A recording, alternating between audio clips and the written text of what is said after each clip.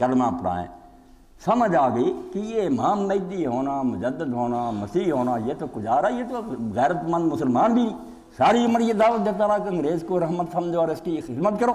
اور نبی اور امام تو آتے ہیں طاغوتی حکومتوں کا تختہ اٹھنے کی، اور اس کی ایک کتاب بھی نہیں پہلے اشتہار سے لے کر جس میں نے یہ کہا کہ انگریزوں جو میں خدمت تمہاری کر سکتا ہوں یہ دنیا میں کوئی نہیں کر سکتا، میں مسلمانوں کے دل سے جہاد نکال رہا ہوں، خونی مہدی نکال رہا ہوں، اس لیے جو مجھے مسیح مہدی مانیں گے وہ بالکل گائیں بن جائیں گے، بکریاں بن جائیں گے، آپ آسانی سے ان پر حکومت کر سکتے، غدار۔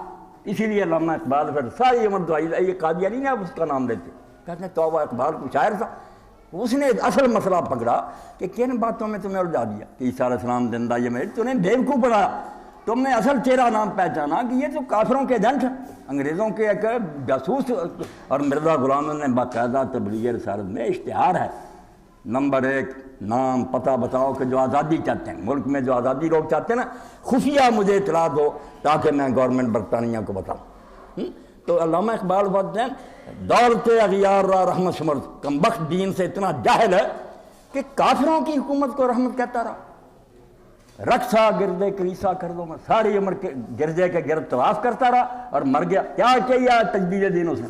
کوئی آ کر کام کیا؟ جھگڑا چھیڑ دیا کہ عیسیٰ مرا ہے میں آ گیا ہوں، کوئی کام آنے کا نہیں کیا، نہ کوئی تفسیر لکھی، نہ حدیث کی کوئی شرح، نہ فقہ، ایسے جس کو کام کہے نا مجدد کا ذرا برابری، فتنہ چھیڑا انگریز کی خدمت۔